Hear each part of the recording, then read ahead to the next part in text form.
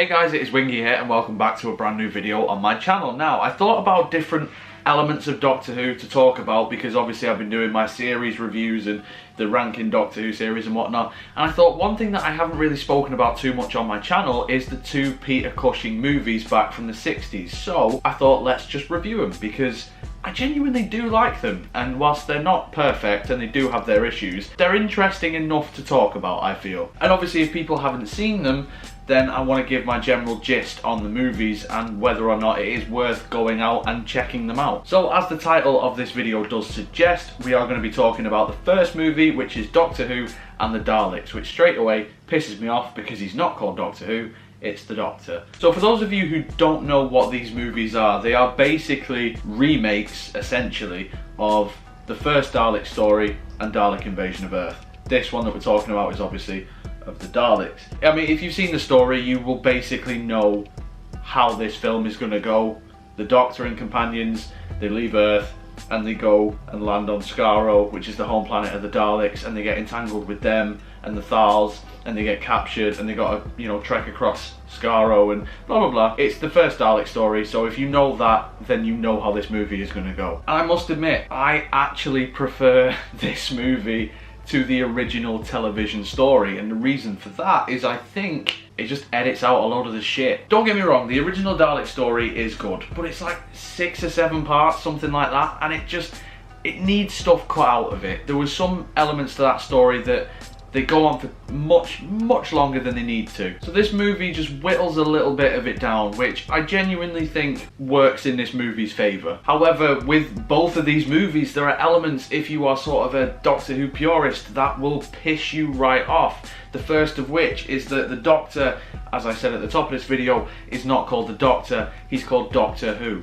Which I'm going to accept because it's not the same thing. It's a movie universe, it's not the TV show, it's not canon in the context of the show. It isn't, before people fucking argue. It's a movie within the canon of the universe. It's not actually in universe. This lockdown is making me feel right fucking sad, because why am I arguing about a movie from the 60s not being canon in a TV show that is over 50 years old at this point? Anyway, the point is, he's human and he's called Doctor Who, and that's annoying. Not only that, the TARDIS isn't called the TARDIS, it's called Tardis. It just sounds weird when people are walking about going, we must get back to Tardis. It just sounds like they're not talking properly. Also, the interior of the TARDIS is not what we're used to. It's not like a console room with like the central column and like the roundels and a screen in the corner and all that sort of stuff. It is literally just a scientific lab that someone has just splashed together, and there's a chair in it at least, so at least Doctor Who can be comfortable in it. Another little pet peeve is that the TARDIS doors open outwards as opposed to inwards.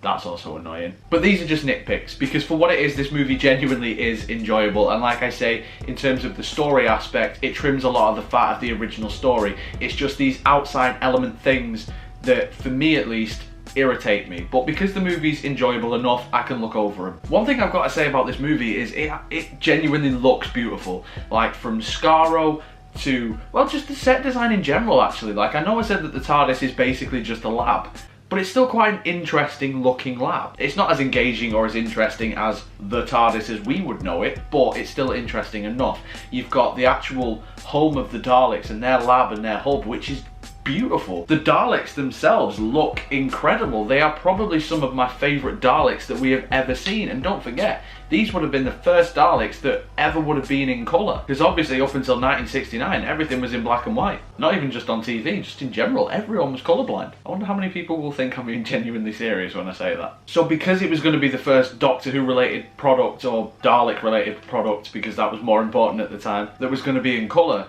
they obviously wanted to show off the Daleks, and it works. I mean, you've got the black Dalek, which has got the silver and gold trim on him as well. You've got the red Dalek, which is a beautiful looking Dalek.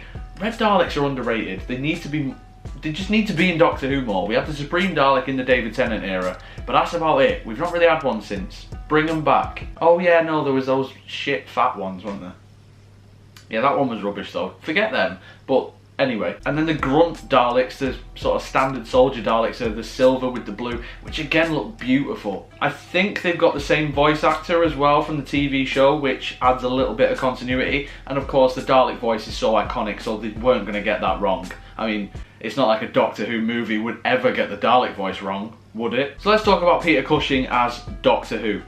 He's really good. He's essentially William Hartnell's Doctor. He's portraying a version of him. However, this version feels more warm and feels more like the typical grandfather stereotype that the First Doctor is often associated with. However, the First Doctor, played by William Hartnell, is very grumpy and isn't as warm all the time. Especially early on, which was when this story would have been in his era, because it's the second story. He was also a bit conniving as well, and there is an aspect of that in this movie, obviously with the whole tricking them about they need a part on the TARDIS to get fixed or something like that, otherwise they can't leave, even though the Doctor's had it the entire time. But apart from that little moment, Peter Cushing is really warm, he's really engaging, he seems really caring about Susan, and he seems absolutely fascinated with everything that he sees, which was a really nice touch. Whilst it was definitely an homage to William Hartnell and his portrayal of the Doctor, Peter Cushing definitely brought his own spin to it, and he is a joy to watch. It's a shame that he isn't, at least for me and people who know Doctor Who, a canon Doctor. I kind of wish he was, because he is genuinely great. Ian, Susan, Barbara, they're sort of inconsequential. They don't really add too much to the movie. They have their moments again, but they don't really add much. They're not really the standout. Susan, the child actress, I can't remember her name now, I think it's Roberta Tovey, something like that. She's very good, and she's not one of those annoying kid actors, which is also a positive. But again, she's just not, I think she's better in the second movie than in the first one. The Thals are typical 60s and 70s sci-fi design. Obviously in the original TV series they aren't the best design ever anyway, but in this they are really over the top and glittery and all sorts of shit. They're cool for what they do, which isn't a lot, but they look fucking terrible. I think this movie is something that you definitely should check out if you're a Doctor Who fan. I don't think that this is like the pinnacle of Doctor Who ever, and it's not the best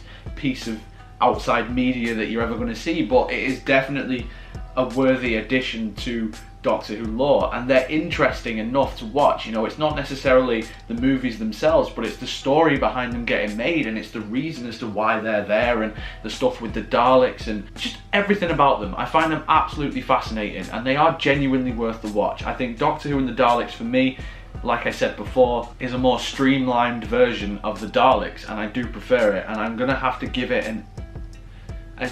a strong 7, light 8 out of 10. It's not something that I'm going to revisit a hell of a lot. It's not something that I will constantly just praise to high heaven. However, I will recommend this movie to people who are fans of Doctor Who, or even if they're not, even if they're just interested in Daleks, because this is a great showcase for the Daleks. They are really great and threatening and intimidating in this story. It is campy, it is a bit cheesy in places. There are certain elements of it that are totally inconsequential, and certain characters that you feel don't really matter, but it is what it is. It's still an enjoyable movie to watch. But in the comments below though guys, let me know what you think. Doctor Who and the Daleks, have you seen it, have you not? Whatever it is, let me know. If you enjoyed this video, make sure you leave a like on it, subscribe for more. Social media and Patreon links will be in the description as always, so if you'd follow me on any of those things, I would absolutely love you forever. But till next time guys, you take care of yourselves. Goodbye.